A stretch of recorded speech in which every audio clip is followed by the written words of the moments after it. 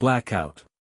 The first flicker came at Houston that a stuttering green light, turning amber then black, throwing the junction into temporary disarray. Horns blared, a symphony of impatient frustration that was London's daily anthem. Then it happened again, and again, spreading like a digital plague across the city's intricate network. Inside St. Bartholomew's, the fluorescent hum died, plunging the operating theater into near darkness. Dr. Anya Sharma cursed, her gloved hands hovering over the open chest cavity of her patient. Emergency lights flickered on, casting long, distorted shadows. The heart rate monitor flatlined. A collective gasp filled the room. Damn it, get the backup generator online, now. Anya barked, her voice sharp with urgency. Outside, the world was fracturing. Mobile phones, once lifelines, became useless bricks. The digital displays in buses froze, showing cryptic error messages. Cash machines swallowed cards, refusing to dispense funds. Panic began to bloom, a dark flower fed by confusion and fear. Jason, caught in the gridlock near Piccadilly Circus, slammed his fist on the steering wheel. What the hell is going on? His call to MI6 went straight to voicemail. A news bulletin crackled through the car radio, barely audible above the cacophony of sirens. Widespread outages, reports coming in from across Europe. Initial assessments point towards a coordinated cyber attack. The radio signal died, static filled the car. He swore again. Meanwhile, in a quiet suburb of Camden, Sarah, hacker mom, was battling her own demons. Her connection to the dark web, usually a seamless portal, was now a glitching mess. Damn it, they're good, she muttered, her fingers flying across the keyboard, trying to diagnose the problem. Her son, Leo, stood beside her, his eyes wide with apprehension. Mom, what's happening? Sarah sighed, pushing a stray strand of hair from her face. Looks like someone's thrown a digital grenade at the world, kiddo. She ran a diagnostic program, watching the lines of code scroll across the screen. And it's a big one.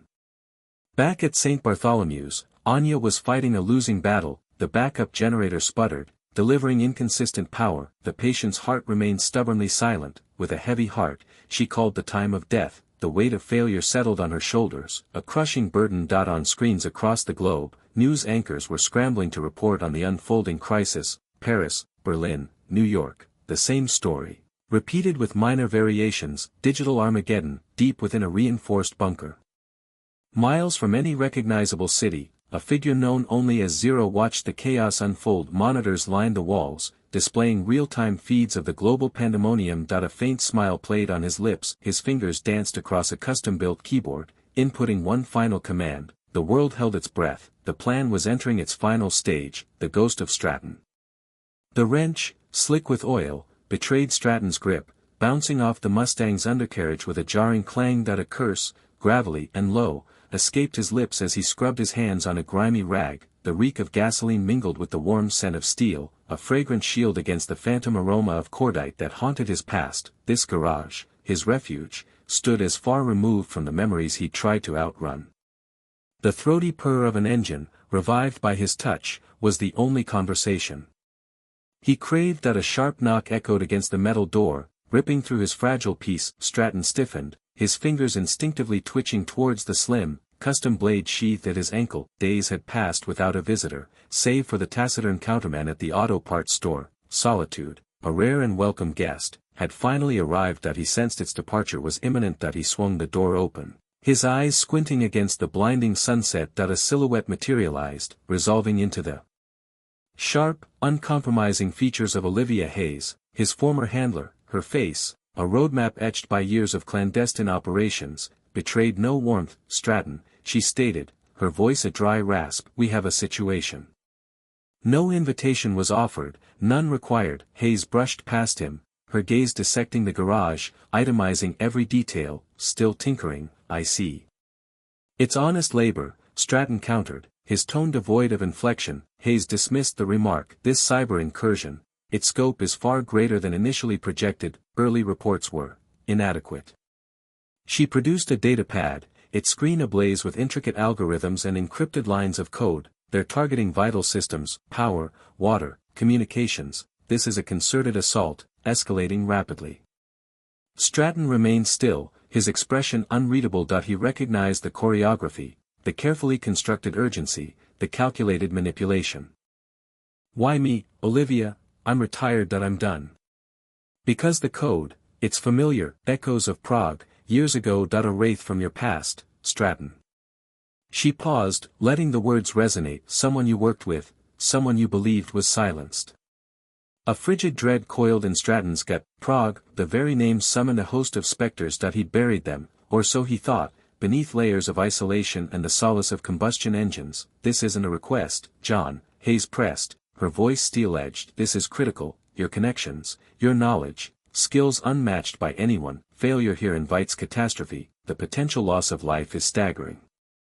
Stratton's gaze drifted to the Mustang, its polished surfaces gleaming in the fading light. He longed to remain here, cloistered in his self-imposed exile, lost in the familiar cadence of his craft, yet, he recognized the truth in her words. A deep, instinctive awareness confirmed it. He exhaled, the sound laced with defeat. What do you need me to do?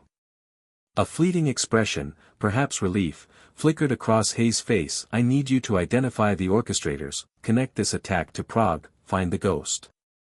Stratton picked up the wrench, weighing it in his hand. For a brief moment, he closed his eyes, picturing the faces of the unaware, oblivious to the digital tempest gathering on the horizon. He knew his course. The ghosts refused to stay interred, and Stratton was the only one who could banish them, the glitch in the system.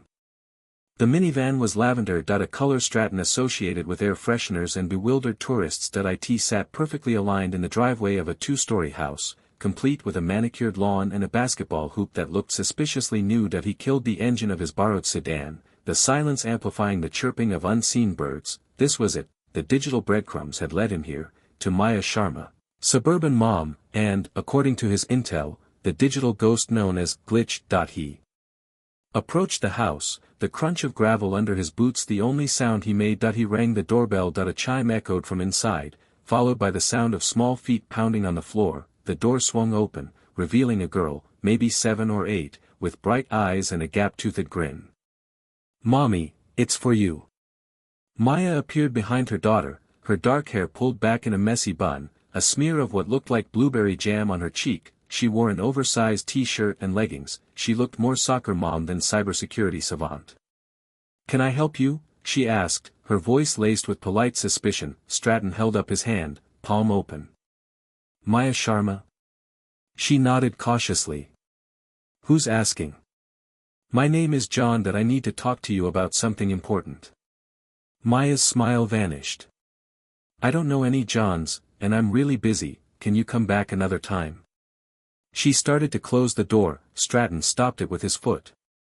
It's about a piece of code. Point 1 you wrote a long time ago. It's being used to, well, it's hurting a lot of people. Her eyes flickered with recognition, then fear. She pulled her daughter closer. I don't know what you're talking about. Please leave. He lowered his voice. This isn't a game, Maya. This is about a virus that's crippling infrastructure, power grids, hospitals, transportation. It's all at risk, and your code is the key. He saw a flicker of understanding in her eyes, quickly masked by denial. I haven't written code in years. I sell organic baby food online. This has to be a mistake. Her voice was tight, almost a whisper. They weaponized it, Maya. Someone took your work and turned it into something monstrous. He could see the fight warring within her, the desire to protect her normal life against the creeping tendrils of her past. Her daughter tugged at her leggings. Mommy, who is this man? Maya knelt down, her voice soothing. It's okay, sweetie, just a man who's confused. Why don't you go watch your cartoons? She shooed her daughter away, then turned back to Stratton, her expression hardening. I want you off my property, now. Stratton stood his ground. I know this is a lot to take in, but people are going to die, Maya, innocent people, and you're the only one who can stop it. He paused, letting the weight of his words sink in. They call it the Cerberus virus. It's designed to learn, to adapt. It's getting smarter every minute. You created its DNA, Maya, you understand how it works. You can find the flaw, the glitch. Maya paled, her gaze darting around as if looking for an escape route. A glitch, she repeated, the word a ghost in the suburban air. There's always a glitch. Compromised. He's been trying to friend Lily on Pony Paradise Online, Maya said, her fingers flying across the keyboard. lines of code cascaded down the monitor like a digital waterfall, punctuated by sharp bleeps and clicks. Some dude with a profile picture that's clearly stolen from a stock photo site, calls himself Candyman82. She spat the name out like a bad taste. I've already IP traced him, flagged the account, and alerted the site admins, but they're slow, always slow. Stratton leaned against the doorframe, observing her. The room was a chaotic nest of wires, screens, and half-empty coffee cups that he preferred the analog world, where threats were visible, tangible. This digital battlefield felt slippery. Suddenly, the lights flickered. A low hum vibrated through the floor. Maya's fingers froze.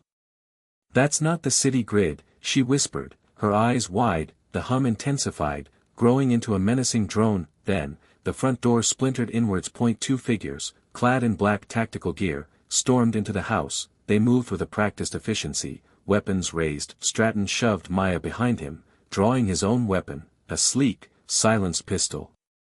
Go, glitch, back door, he barked, firing a controlled burst. One of the assailants staggered, clutching his arm. Maya didn't hesitate. She grabbed Lily, who was clutching a stuffed unicorn, and bolted towards the rear of the house. Stratton provided cover, methodically taking down the remaining attacker. He found them outside, Maya struggling to start her beat-up Volvo. The silencers were regrouping. He took out two more, then bundled Maya and Lily into the car. Tires squealed as they sped away, leaving the shattered remnants of Maya's life behind. Later, huddled in a dingy motel room miles away, Lily finally asleep on a rollaway bed, Stratton spoke. They knew exactly where to find you, Maya. They wanted to scare you. To silence you. Maya hugged herself, trembling. I wanted to protect her. That's all I've ever wanted. Her voice cracked. And now, because of this mess, she's sleeping in a motel room, scared out of her wits. Stratton sat opposite her, his gaze unwavering. This isn't just about you and Lily anymore. This is bigger, much bigger. They targeted you because of what you know, because you can stop them, and if you don't, they'll do this to others. They'll get bolder. Lily won't be safe anywhere. He paused, letting his words sink in. You're not just a hacker, Maya. You're a firewall, and they're trying to break through. We have to fight back, not just for Lily, but for everyone. Maya looked at her sleeping daughter, her small face etched with worry even in slumber. The fear in her eyes slowly hardened into resolve. Okay, she said, her voice barely a whisper. Okay, tell me what you need me to do. Code and combat.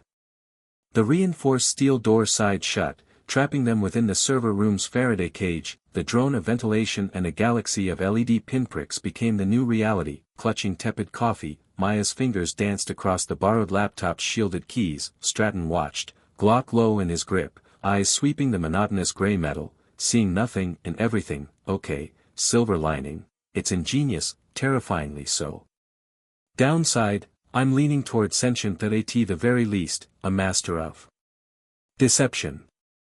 Still focused on the cascading lines of code, she continued, imagine an evolved parasite, not just infection, but learning, adapting, predicting. Stratton's reply was a low rumble. So, how do you exterminate a digital parasite? The question of the hour, isn't it? Maya raked her fingers through already tousled hair. Need to pinpoint the origin, understand the primary directives, but it's cloaked in layers of obfuscation unlike anything I've encountered. He pushed off the wall, closing the distance. Enlighten me. A moment of hesitation, then she indicated a complex string of characters. This is the cipher, except it morphs every nanosecond, like grabbing smoke with bare hands. The following hours dissolved, fueled by caffeine and raw nerve. Maya performed a digital autopsy on the virus with surgical focus. Stratton, a silent sentinel, formed a living bulwark against the unseen menace beyond the sealed portal. He procured sustenance from the improbably stocked vending machines, listened with bomb-diffusing patience to her arcane pronouncements, and posed astute questions, even when baffled by the answers.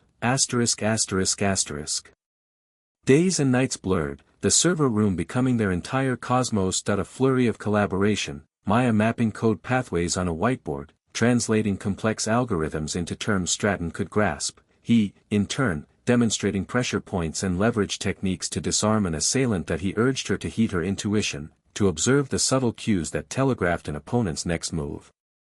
She initiated him into the language of machines, teaching him to decipher the digital residue left by the virus.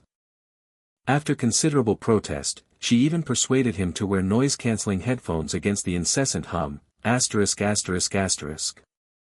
Finally, an exultant cry from Maya, Eureka, I cracked the code, pinging a central server, naturally, well hidden, but more importantly, her fingers flew, the screen reflecting in her face. It's revealing its next target. She swung the laptop around, displaying a schematic of a power grid. The eastern interconnection powers everything east of the Mississippi. If they sever this. Stratton's gaze fixed on the diagram. It'll paralyze the nation. Maya continued to scroll, unearthing a hidden file. And this. A file titled Silencer Protocol mentions the silencers. Silencers. Stratton's brow furrowed. What does that signify? Based on what I gather, they're the field team, assigned to physically execute the attack. Once the virus has paved the way, they are, it seems, already deployed. Maya highlighted a series of coordinates corresponding to substations along the grid. We are running out of time. The panic she'd held back now surged. This transcended her own concerns, even her daughter. This was the overture to societal meltdown, hunted. The explosion ripped through the crowd like a startled flock of birds, scattering bodies and debris. Stratton reacted without conscious thought, his arm a steel band around Maya's waist, yanking her behind a fountain just as shards of granite rained down. Her daughter, Lily, was thankfully still with their safe contact across town. What the hell was that? Maya shrieked, her voice tight with panic. Stratton didn't answer, his eyes already scanning the chaos. The bomb, small but potent, had been planted in a newspaper stand, too precise, too targeted for random violence. This was professional. He pulled Maya to her feet. We need to move, now. He pushed her forward, weaving through the panicked throng. A figure detached itself from the edge of the crowd, a glint of metal flashing in their hand. Stratton shoved Maya behind him, his hand instinctively reaching for the Beretta tucked beneath his jacket. Stratton, no. Maya's voice was sharp. Too many people. He cursed inwardly. She was right, engaging here would only create more carnage. They needed to create distance. Stratton grabbed her hand and they sprinted towards the nearest alleyway. The pursuit was relentless. Two figures, moving with a terrifying, coordinated efficiency, stayed hot on their heels. Stratton stole a glance back. One was built like a brick wall, the other unnervingly lithe. Both wore expressions of chilling detachment. They burst onto a busy street. Stratton spotted a black sedan idling at the curb, keys dangling in the ignition. Opportunity, however risky, knocking. He forced Maya into the passenger seat and slammed the door, throwing the car into gear. The engine roared to life, spitting gravel as they shot into traffic. Where did you learn to drive like that? Maya gasped, clutching the dashboard as Stratton weaved through the gridlock. Necessary skill, he grunted, his focus laser-sharp on the rearview mirror. The assassins had commandeered a motorcycle and were gaining. I can help, Maya said, her fingers flying across her laptop, which she'd managed to salvage. Traffic cams. I can mess with the signals, create a diversion. Do it, Stratton barked, tires squealing as he executed a sharp turn. Maya's fingers blurred across the keyboard. A moment later, the traffic lights ahead flickered erratically, turning a chaotic intersection into a full-blown vehicular ballet. Horns blared, metal screeched, and the motorcycle stalled, momentarily lost in the confusion. That bought us some time, Maya said, breathless. But they'll adapt. They're good. Stratton knew they were more than good. They were relentless. This wasn't just a chase, it was a hunt. 0 was sending a message. He pulled the car into an abandoned warehouse district, the grimy buildings offering a temporary respite from the open streets. He killed the engine. Silence descended, thick and heavy. He knows, Stratton said, his voice low, the words hanging in the air. 0 knows we're interfering. Maya stared at him, her face pale. Interfering, Stratton, we're trying to stop a global catastrophe. That makes us a threat, he replied grimly. And 0 eliminates threats. He paused, his gaze hardening. We just made a very powerful enemy. The fortress. Hours blurred into a kaleidoscope of glowing code, empty coffee cups littered Maya's desk, forming a precarious tower beside her daughter Lily's crayon drawings. Stratton watched, a silent sentinel, as Maya's fingers danced across the keyboard, her face illuminated by the screen's cold light that he'd seen that look before, the focused intensity of someone teetering on the edge of a breakthrough. Suddenly, Maya gasped, her chair scraping against the floor as she lurched back. I think I found something. She pointed a trembling finger at a nested subroutine, a block of code almost invisible amidst the sprawling virus architecture. It's a backdoor. A kill switch, of sorts, but it's locked, requires a specific key, an authorization sequence. Stratton leaned closer, his brow furrowed. Where's the key? Maya bit her lip. That's the problem, the key is embedded, deep. It's not accessible remotely. It's tied to their physical system, the silencer's central server. Stratton swore softly. Their headquarters, the fortress. The fortress, carved into the unforgiving face of the Swiss Alps, a monument to paranoia. Stratton knew the place. He knew the glacial winds that howled through the mountain passes, the infrared sensors that blanketed the slopes, the reinforced steel doors that guarded the inner sanctum. A ghost of a memory flickered, a botched extraction, a blizzard of gunfire, a life left behind. There has to be another way, Maya pleaded, her voice cracking. Some kind of override? Stratton shook his head. They're not stupid, physical access is the only way. The silence hung heavy, broken only by the hum of the servers. Lily stirred in her sleep, nestled on a makeshift bed of blankets in the corner. Maya glanced at her daughter, a fresh wave of determination hardening her features. Okay, she said, her voice steadier now. Okay, we do it. The next morning, Stratton spread a topographical map of the Swiss Alps across Maya's kitchen table. He pointed to a jagged peak shrouded in shadow. Fortress is built into the north face, only accessible by helicopter or a heavily guarded mountain road. Maya traced the route with her finger. The road. Cameras, checkpoints, probably heat sensors too. Likely, Stratton grunted.